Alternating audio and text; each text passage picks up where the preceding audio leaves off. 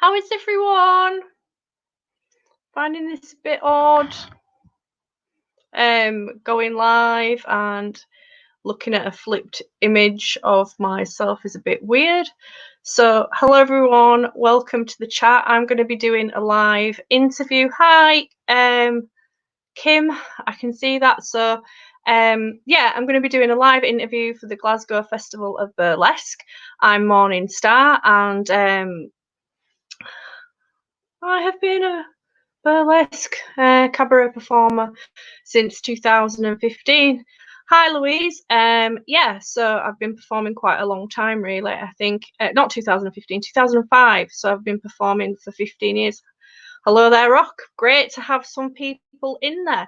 So I've got some stock questions that Roxy's given me to answer. But I'm happy to take any questions from any of you that are actually watching because it might be a bit more relevant.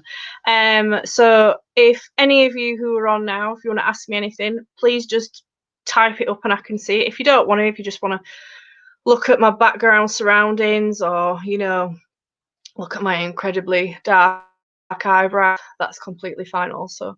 So Roxy asked me, I've got my little list of things about where I'm from. So I am from West Yorkshire. I claim to be from Leeds. I do a lot of producing and shows in Leeds, but I don't actually live in Leeds yet.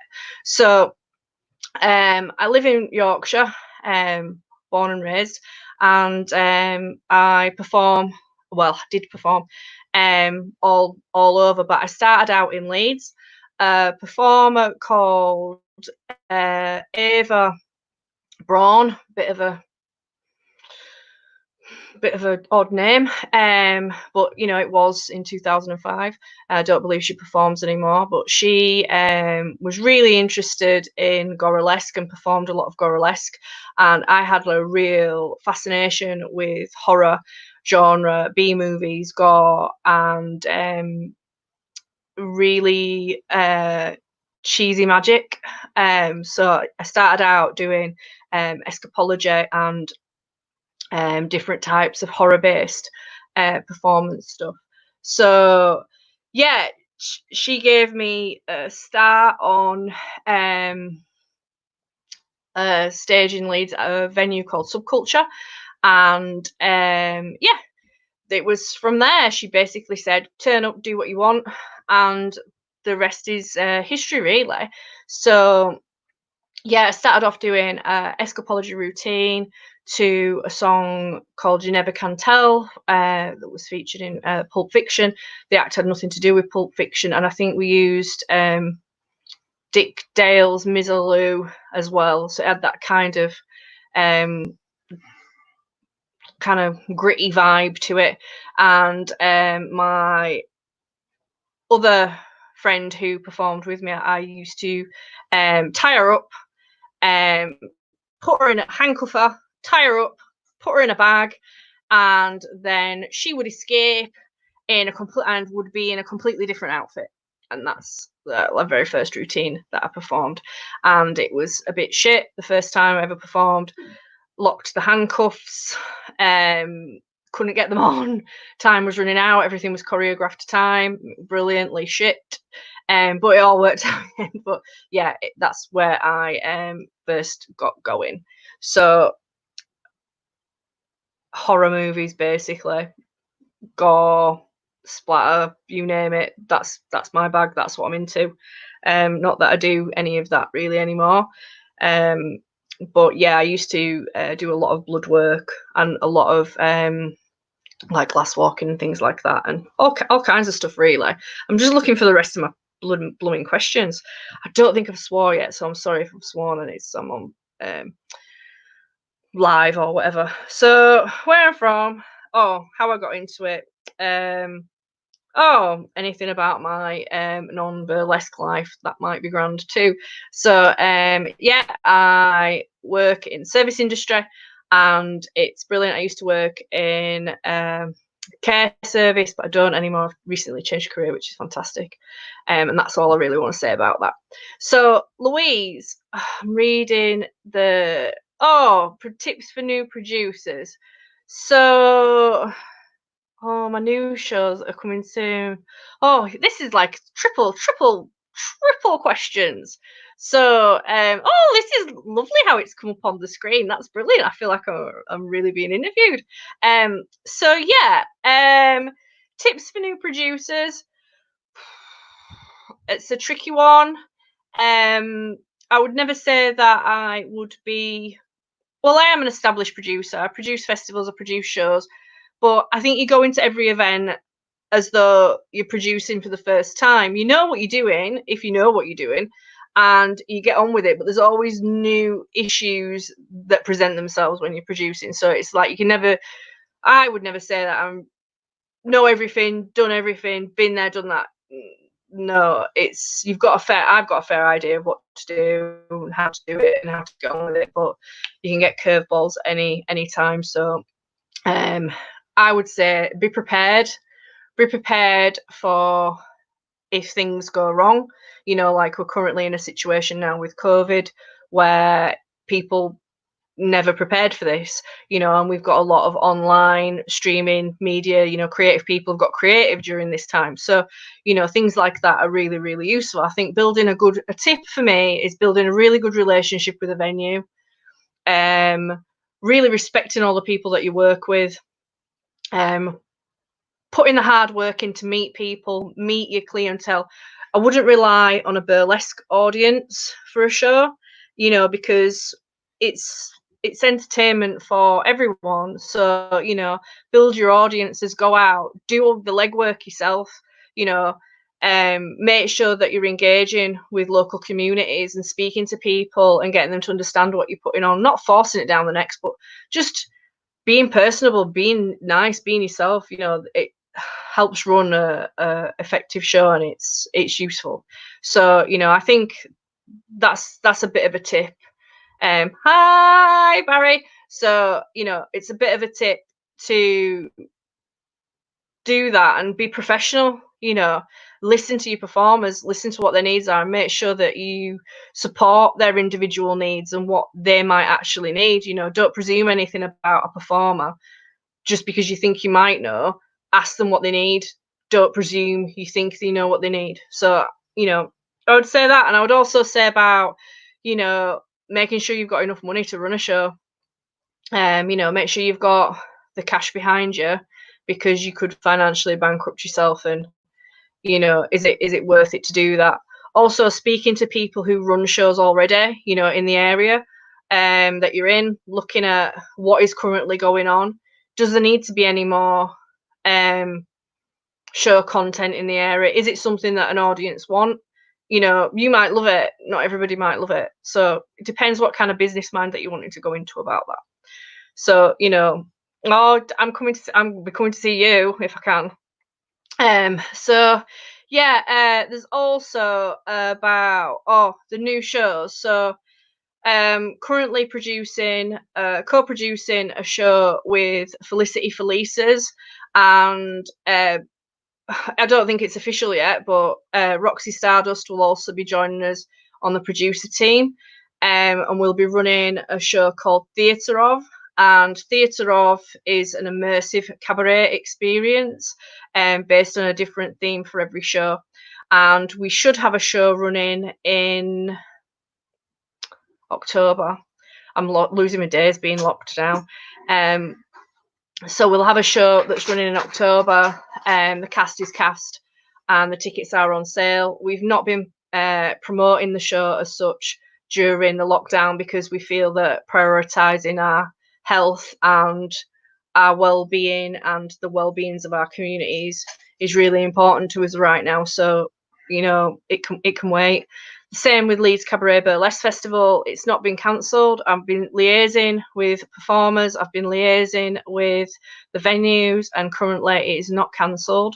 We're just going to see how it goes. So, you know, it depends on the state of the economy. It depends on the performers and the financial situations that they're in. Lots of those variables come into play, and I wouldn't want, for the sake of a festival, to see people in financial hardship or have an expectation for people who may be in financial hardship to come out to a show. There's always ways around things. So don't know. During lockdown, I've also been creating some new content. No one's gonna know anything about it yet, only certain people. So you just gotta keep your eyes open for what might be happening. So I can't really say much more about that. And favorite act to perform. This is interesting. It depends really. What mood I'm in. I love all my routines dearly. And they all have a place in my heart. It depends on the mood that I'm in, or what I'm feeling, or where I'm at. And I love them all. You know, I enjoy every single one of them. I don't enjoy one less than the rest of them. I don't think I could put anything out that I wasn't truly happy with. You know, I might have a bad day if I was performing, but the content that I create, I think is good. You know, not going to blow my own trumpet any more than that, really, am I? So I'm scrolling now. Oh no, that's fine. I thought there might have been more questions further down. So yeah, I love them all. They're all uniquely created. And it's great to see the effort that I've put in, how it translates to an audience, but also how it translates to multiple audiences across different countries. And also, you know, people who get the underlying messages. I primarily perform comedy, and there's a deeper social message within my performances that I don't really go into unless you've got hours to listen to me chirping on about body image and self in society and all that kind of stuff. If you want to get into that, just private message me and I'll be happily tell you the subcontext of all my performance material. But right now, I probably think that that's not something people really want to hear. It's just a funny act. Good. It's great. But when audiences get it and you have people after a show coming and speaking to you about performing and going, oh, that really spoke to me. That was amazing. It was all about this and all about that. And I'm like, oh my God, you got it. You actually got it. Thank you. You don't know what that means, that it translated. And it's not just a funny act, but those people who watch it and see it as a funny act, great, it's brilliant. That's also hit the mark as well, because I aim to be a little bit entertaining. So yeah, I tend to do comedy. I don't really do the old sexy carry on. Leave that for my sisters Roxy and Felicity. Yeah, so I don't really do anything like that. It's not my thing. It could be in the future. I don't know. It depends how things are. So I've got another question now, and thank you, Louise, for the advice. But if you want anything that's a little less rambly, then message me. So yeah, Edinburgh Fringe, first time in the front row. 2 minutes excitement. Oh my God, I can't even read this. I was going to watch. Going back to. Yes, I did. Yeah, so love you too, sister. So yeah, most memorable performances. This is one of the questions I was posed by Roxy Stardust. I am literally a venue geek, right? If you ever get the chance to chat to me about that, I will gladly bore you to tears on my passion for vaudeville, variety theatre and legendary venues. I'm just that kind of person. And I love the history of vaudeville and variety, and to perform in a venue that's got history, where, you know, like the Glasgow Panopticon, absolutely incredible venue. I've even got some of the artwork tattooed on me. I love that place so much for its history.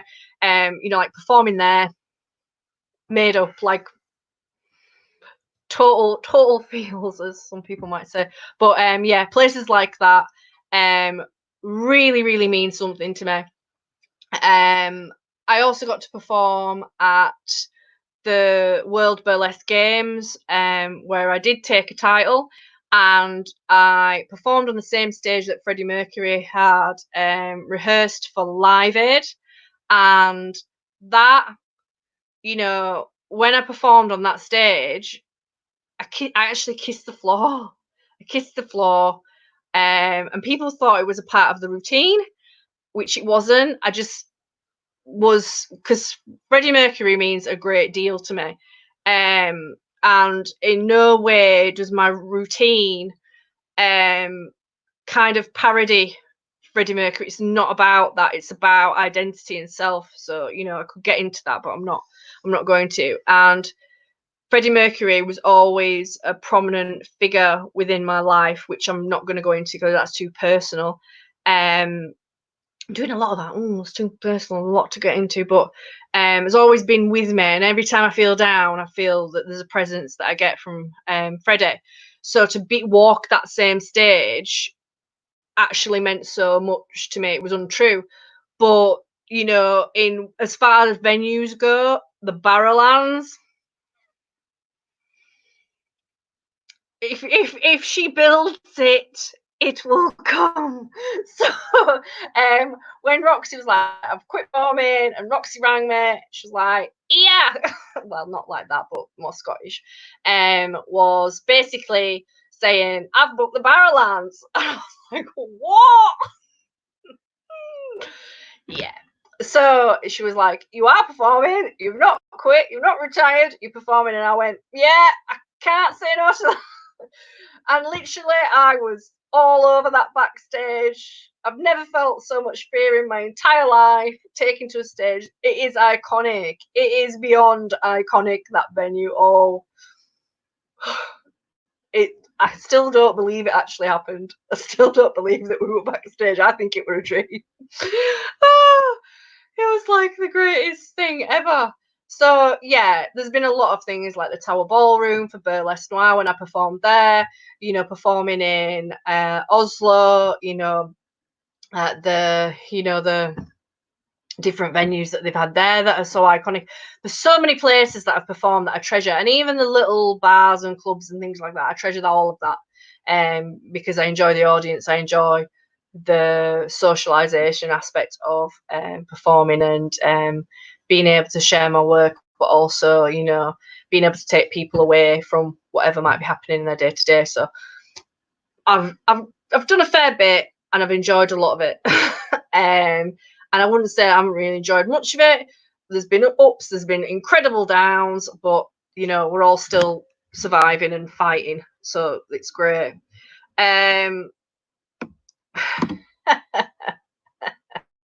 So I just don't want to make sure that I've missed anyone out. But yeah, Barrowlands. That was just too good. It was way too good. So hang on, and I'm sure someone's controlling this, because Rock had a question for me first before this one came up. So no, it's not doing it. Right. So Rock had a question for me. He said, what were you thinking going through your head when you won the alternative crown at the World Burlesque Games?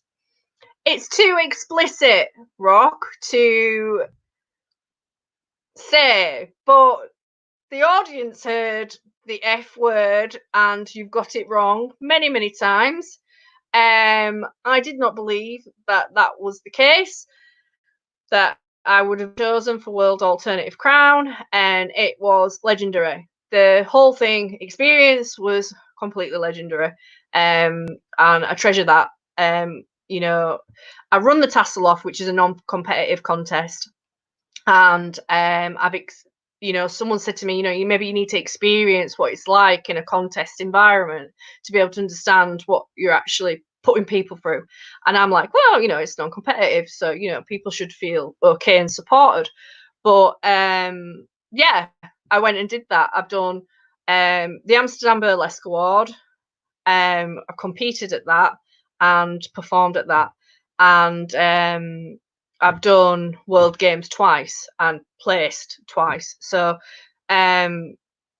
it was an incredible experience, and I was just like, but I still have the ethos that we're all in it together, and we're all winners, we're all successful, we're all people who are giving a message through performance that's really, really important and should be valued. That no one is better than anyone, and I'll stand by that where I've been told that I'm wrong, but I'm standing by it. I'm as good as I am. I'm not putting myself up against anyone else and creating this tiered system, structure, hierarchy of where they're in the big leagues, I'm not in the big leagues. I'm doing the best for me, and I'm presenting a message of things that matter to me and that are important, and that's all that matters. I am not putting myself up against people. That's where problems start.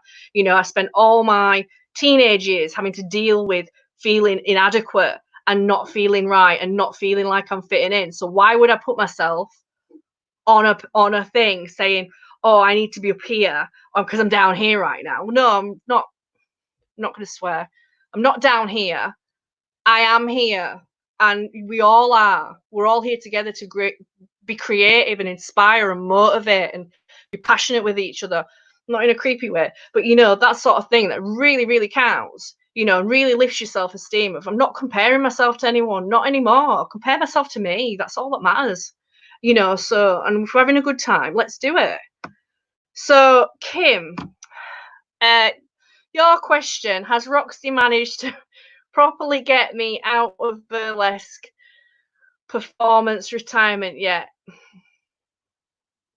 That was a very quivery eyebrow. It's the wrong eyebrow because I'm left and right challenged. No one can see these lovely two like full stops now. I'm saying nothing about nothing, but she is constantly working on me. So is Felicity.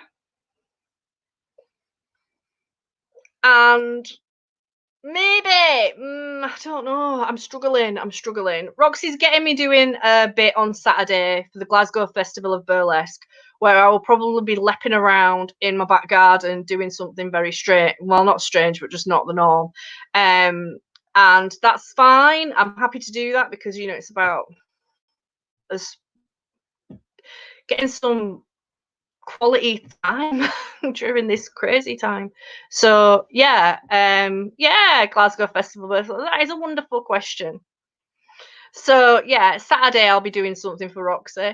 The future, I'm not too sure. Having a bit of a because I sealed it all at Barrowlands. I'm not saying never ever like Barry. Not saying never ever.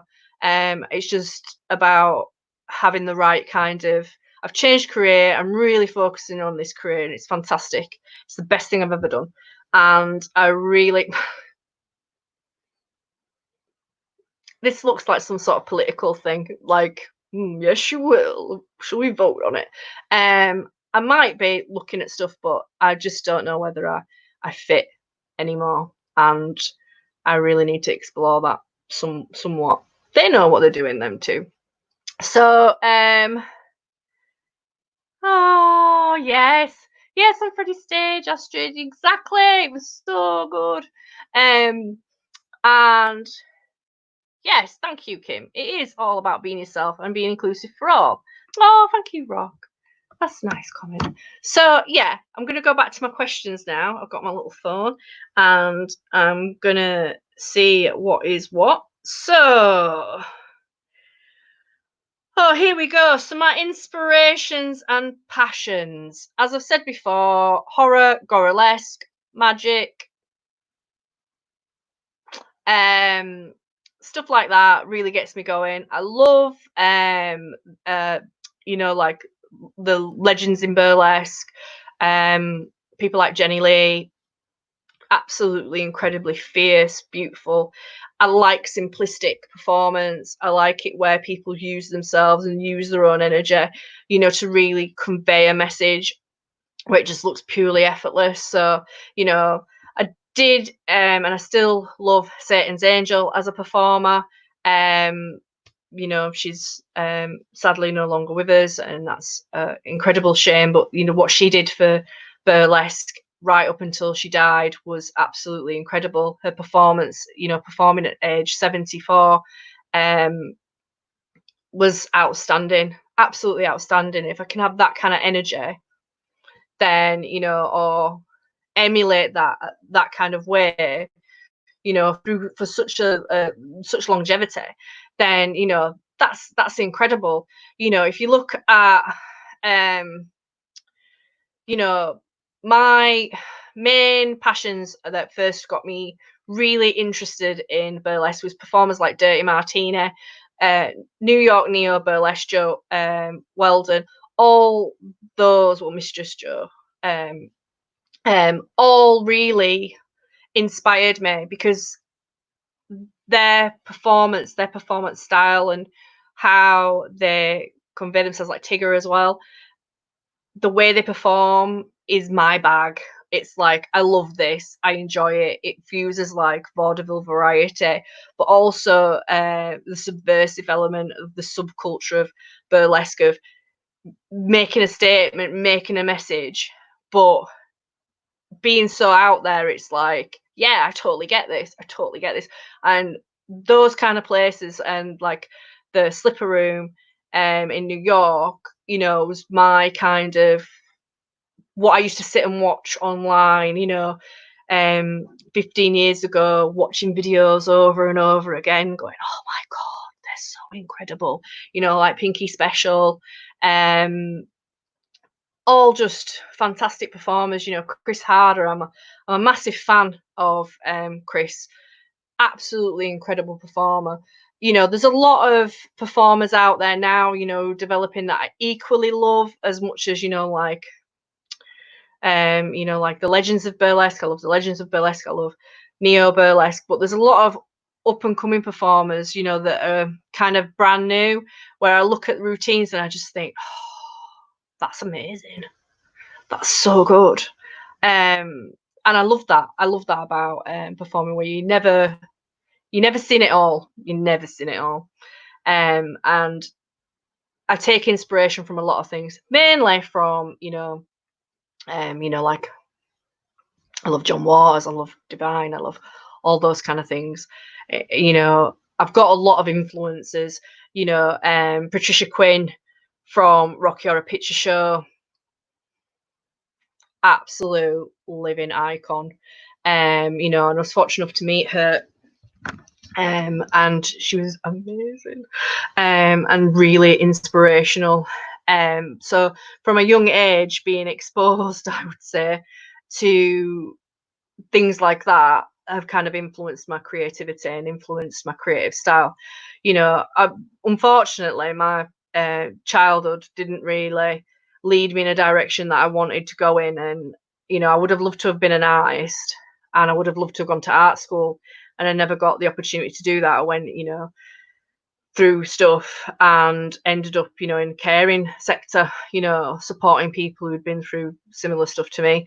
So my career didn't really go the way I wanted it, and I think I've channeled that through my performance and my performance art. I'm completely self-trained in everything. You know, I've done a couple of workshops, but I wouldn't say that it's made me who I am. I've just been quite resourceful. I follow people like Tom Savini. He's an absolute living legend in terms of horror and theatre. So I, learned a lot of things through studying and researching myself to create things that, I want to share with other people. So it's one of them. Got quite a lot of. Oh, here we go. So Kim, this is not made by me. This lovely gown. This is a sequin showstoppers gown. Ooh. Ooh. Oh, and Elvira as well. Cassandra Peterson, absolutely incredible source of inspiration. There's too many to list. There's too many. So this is from Sequin Showstoppers. So that are based in Birmingham and are absolutely incredible. Like, I'm giving them a shameless advert. I don't care.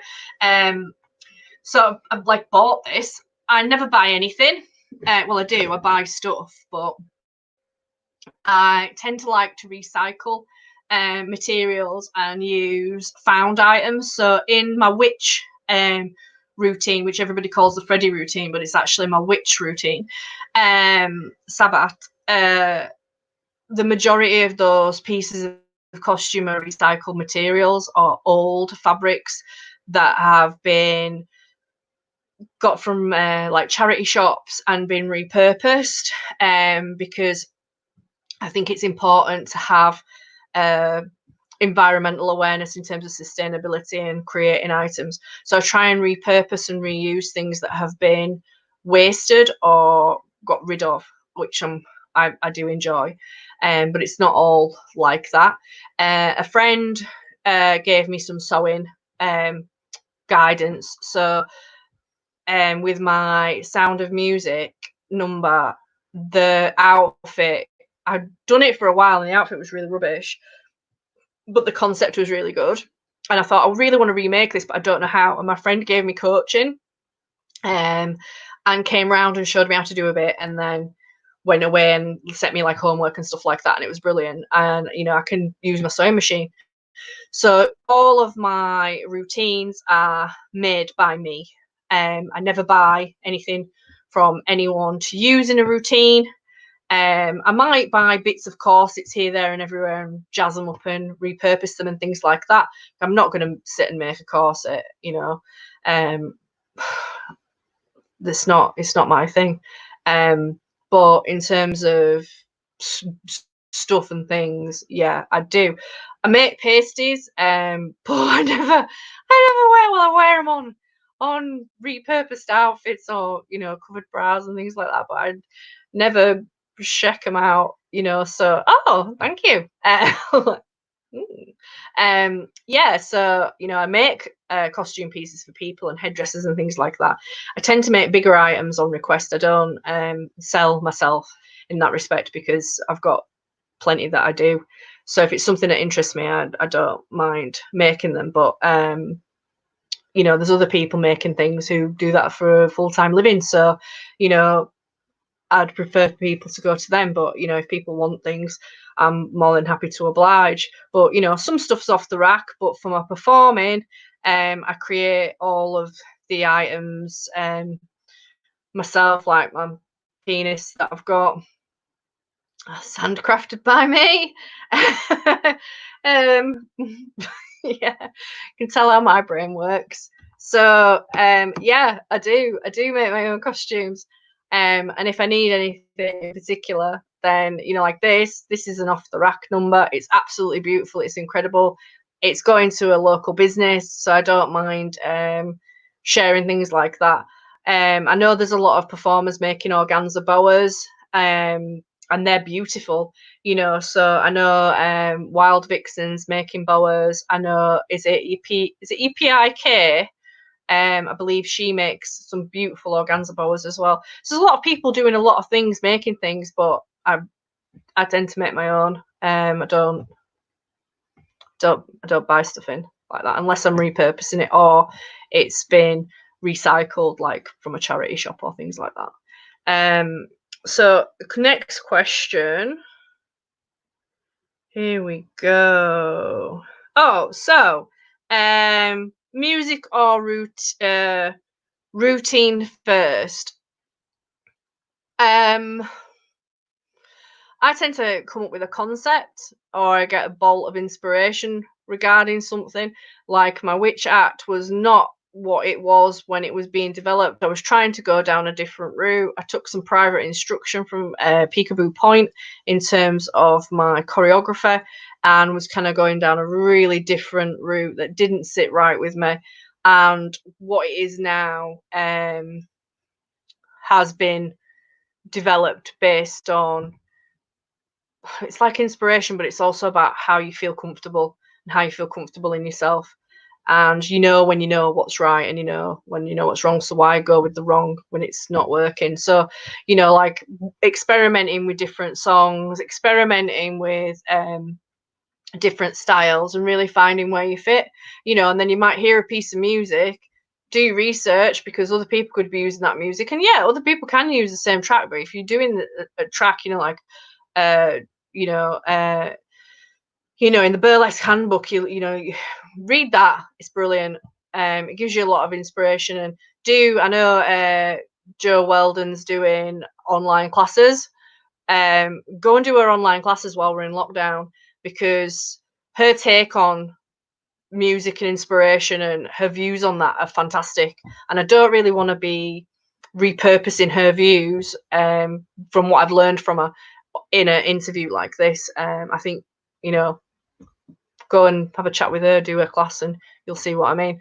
So thinking about sources of inspiration, but also thinking about, can you listen to that song over and over and over and over? I'm in Lady Gaga meme now. Over and over and over and over and over again, and then over and over and over again till the end of time. If you've got a track that you love and you can love it forever, excellent. But if you've got a track and then you're like, I'm actually sick of this now, beyond sick of it, and I've got one that I've got, and it's like, I never want to hear that again. I've done it too much. I've played it too many times. I'm tired of it. Yeah, you'll find that track.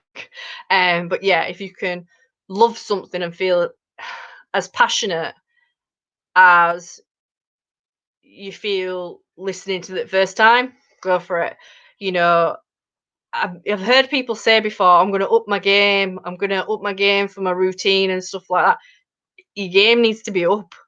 You know, if you're not performing at 100% every time, then you need to be thinking about, why am I not performing 100% every time? Because that audience deserve you at 100%. They don't know that you might not be, where you know, too right or a bit off or things like that. It's got to be the same. It's got to be consistent, because they're paying to see you. You know, so don't try less hard somewhere else because you're going to try harder at a different place. You know, I might be wrong in that view. You know, I'm open to thinking about things differently, but for me, yeah, I want to be knocking it out, even if I feel like shit, knocking it out. You know, so it's important to think about that when you're thinking about music.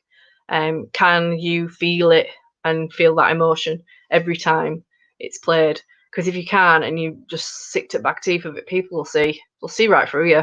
They'll know you're just going through the motions and you're just tired of it. It's great though when you're in like a supermarket or something like that and your music comes on and then you're like, I'm ready to perform, because you've become trained like a robot. So yes, she is. Jo Weldon is doing online classes with the New York School of Burlesque. So you need to check that out. And the handbook is fantastic. You know, my witch routine, I read that book and it says if you're going to wear black, you need to be seen at the back of the room. And the amount of effort that's gone into that black to be sat. And you know, when I performed at Burlesque Noir, I got to sit backstage with Jo Weldon in my sabbat, in my witch costume right next to her, and told her about how she'd inspired me and influenced me to create this bloody act. And it was just like, oh no, I can't believe I just said that. I can't believe I just told her like my inner little heart feelings. And I had my book with me, I got to sign it, because it really meant so much. You know, when you're reading things written by people who've inspired you for, you know, more than a decade, they've been going longer, but you know, that kind of thing like means something. So, you know, I was overwhelmed. I've been overwhelmed a lot, to be fair. I'm proper soft. So, but yeah, there's a lot of online classes. I know Chris O's doing his booty workout and all that kind of stuff. I think Bonnie Boo's doing her booty workout. There's a lot of booty workouts going on.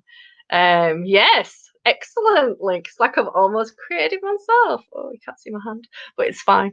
So yeah, New York School of Burlesque, absolutely incredible. If you just literally just Google anything, I've got a video list on YouTube actually. I could probably share, but you just see the things that I'm watching over and over and over again, which is a little bit creepy. So yeah, you know, like all my sisters and brothers and those in between, you know, siblings. That's the word. Siblings in Norway, they're cracking. And my siblings in Ireland, in terms of burlesque, cracking. If you're looking for neo burlesque, you know, I know there's a lot in the UK, there's a lot worldwide, but if you looking for stuff, you know, Fifi Van Tassel and the crew over there, just such inspiring acts, that really make you think about the world and how we're living in the world and how we're interacting with each other, but they're also fun and get you uplifted and make you feel good about yourself, that kind of thing, all the body positivity work that Fifi does with the crew out there is absolutely inspiring. There's also, like Roxy, who, advocates, strippers' rights and things like that. This is a really important message that, we need to share, that, work is work and people have rights and people have a right to conduct themselves, in a way that's important to them, the illicit thrill. I am like a front row runner for the illicit thrill. And, I really believe in what Gypsy Charms is creating. She's worked in this industry for so long. Don't want it to make her sound like she's well old. But, like the work she has put into this industry, I would say that she's actually, a living legend in terms of the Scottish burlesque scene, but also in terms of, strip culture and where those people have come from, and the work that they've put in needs to be acknowledged, but also needs to be respected. And people do respect it, but there's a lot of people who still don't respect that kind of work or sex work, and it's important that we support these shows and, especially in government as well, about, people have rights to their own bodies and, have the right to consent to do what they want with their bodies, but not be exploited. It's about keeping people safe, and that's important. And I'm a big advocate for that. So, does anyone have any more questions before I go back to the question list?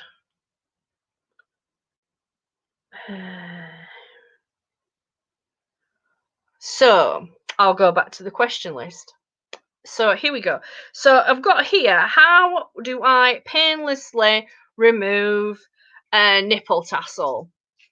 You've got to be delicate and you've got to be patient.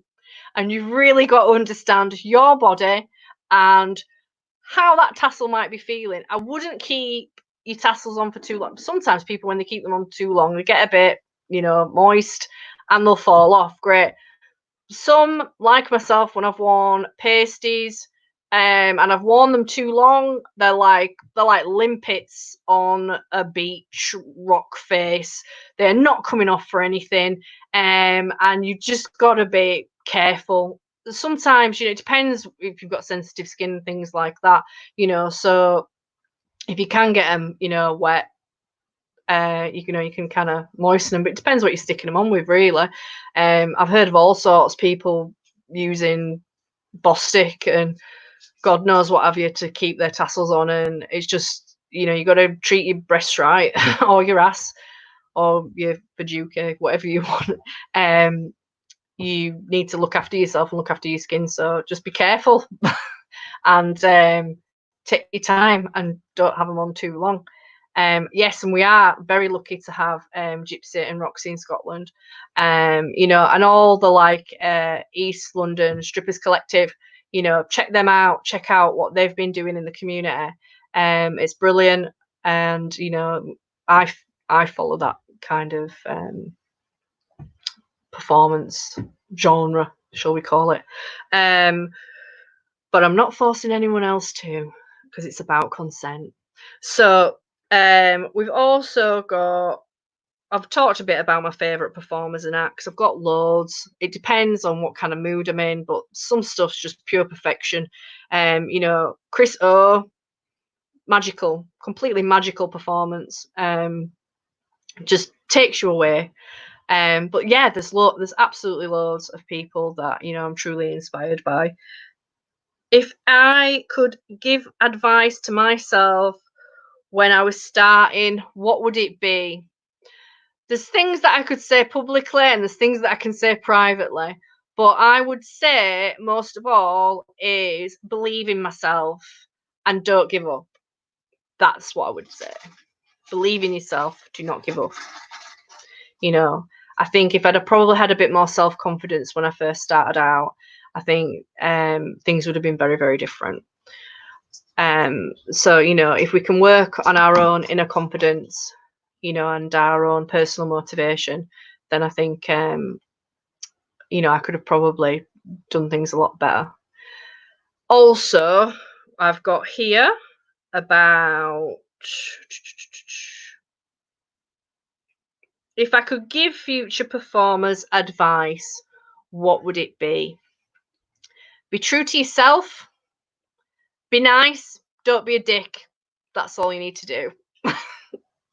You know, and when you get the right people around you that support you and encourage you and that feel like true family, you'll know that's exactly what you need. You know, it's people who don't mind you being you and not expecting you to be something that you're not. Ooh, I'm getting a bit deep now. And I think the last question that I've got here is, could I eat a 16-inch munchie box by myself? Now, I'm not sure what a munchie box is. I don't know if this is a euphemism for some sort of sexual technique. I'm not too sure. But I think it might be one of those boxes that you get from a takeaway that have got all kinds of stuff in. But I'm not sure about 16 inches. This is the thing. Now, if we were going by a scale of a 16-inch pizza from Carlisle, which they're famed for, so if you've ever performed in Carlisle, you would know that they do pizzas that I can't get my hands in. They're this big. Well, they're not this big. They're bigger than your head. Couldn't really tackle that. But if it were jalapeno poppers and all, yes, they do.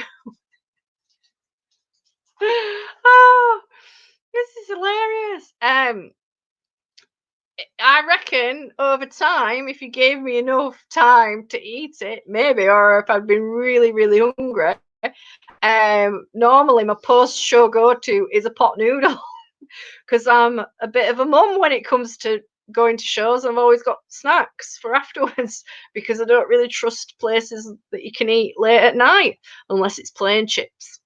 And I do check the scores on the doors because I am that bad. But yeah, I could tackle one of them that's got bits and bobs as long as it's vegetarian. Then I'm up for anything, and it's been cooked in somewhere that's clean, that's not going to make me sick. Then yeah, I probably could have a bash. I need to see a picture of one of these, Roxy. You have to show me what the context of what I'd be buying into, because you never know. I might be a bit too challenged. Like, oh, a bit off more than I can chew there. Ba-boom, tish. So, oh, give me a sec. It's talking back to me. It's great. So, does anybody have any more questions in my last 5 minutes? Because I have waffled on for an hour. So, on Saturday, I will be doing a thing for Roxy, and I'm excited as much as I can be in the flat. As you can see, all the treasure watches constantly. I am doing a Dr. Sketches with Roxy after this at 7:30 via Zoom. The links are on the Dr. Sketchy Leeds page because I do run the Edinburgh and Leeds Dr. Sketches branch. I'm still trying to find a venue. I kind of had a venue for Edinburgh, but because we're in lockdown now, it's all a bit on pause. I think something. These munchie box questions are hilarious. Let's see this munchie box. Have you just ordered one now? I'm excited. Oh, is that meat? Is that meat you've got there? Here we go. So I'm seeing maybe cabbage. I'm seeing chips. I'm seeing things that look like they could be chicken nuggets and maybe ribs. But I reckon if in quantity, that was onion rings, jalapeno poppers, and lots of deep fried vegetarian stuff. I've actually had that for my tea. Not tonight. When we have we call it dirty tea in our household.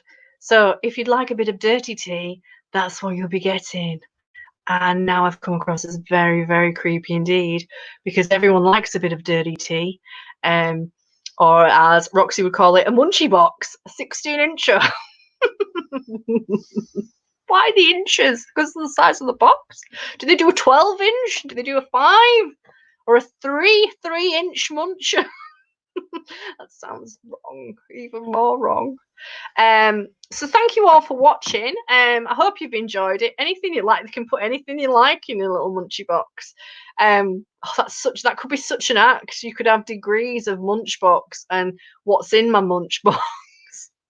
Can you guess by smelling my Munchbox what is in it? I can't believe this is going live on YouTube. The world will be seeing this of me being my random self. So yeah, I like that. Anything you like. Can I have some capers? No. It has to be fried, unfortunately. So yeah, and I just realised it says you're in the show on this. I've never used this platform before, so it's quite interesting. Yeah, so thank you all for watching. Thank you. I hope you've enjoyed it. If you've not, if you disagreed with any of the views that I've had in this, that's your right to an opinion. You know, I apologise if I've offended anybody or if anything's come across inaccurate. If you'd like to message me about it, completely fine. I just believe in sharing the love. Sharing love and light is my big ethos. Being good to everybody around us and being the best you can possibly be. We only get one life, you know, and it's not long enough. And in these times and situations, you know, the more we do to raise each other up and help people reach their aspirations, then the better the world will be, you know, and that's my commitment to myself and, you know, to the creative community, but just to the community in general, which is very, very important. You know, so if we can lift each other up, share the wealth, then everybody's going to do all right. So yeah, thank you everybody. I keep looking over here like there's some sort of little borrowers down here, but there's not, unfortunately. I'm just looking at everybody's comments that keep firing up, which is quite weird. I don't know if anybody's private chatted me. No, thank God for that, because I haven't even looked. So yeah, I've got sketches on after. If you want to join in, it's free. You know, we can accept donations, but you know, people are finding it hard right now, so there's not pushy kind of sell kind of thing going on. So oh look, there is a. I keep doing this, but my camera's like there's a link there. Oh no, there. Oh, I can do it. Look there. Bing bing. There is a link. Bing bing. So if you want to come and join us. We'll be starting in about 8 minutes. So if that's that, everyone, then thank you. Not a round of applause for me, but a round of applause for all of you who have stayed the distance, probably just eyeing up the things that are sat behind me, because I know I would if I switched off after a bit. So thank you, everyone. Thank you, Roxy, for having me. You know, Glasgow Festival of Burlesque, absolutely incredible festival.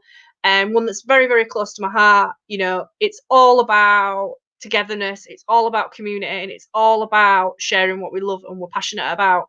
I'm proud, you know, to have attended every year and to support the festival. You know, Roxy does an incredible job, and the team behind it are absolutely outstanding. You know, of what they put into it. You know, and they're not getting anything out of it other than, you know, sharing what they're passionate about and sharing what they care about. You know, if you know, some people come into this industry, you know, and make money. That can happen, but you know, there's other people that do it for reasons that are, you know, different to just making money, you know. And I feel that the festival has that kind of ethos, that ethos of developing people, and that I think that's important. That's why I love it so very much. So thank you all. Be safe. My thoughts are with any of you. If any of you struggling, you know, feel free to message me. You know, I'm online fair bit, but not at the same time. But I'll always message people back. So if you're struggling a bit, don't feel afraid to reach out, because I think it's important. Right. Love, light, and safety. Take care, everybody, and bye.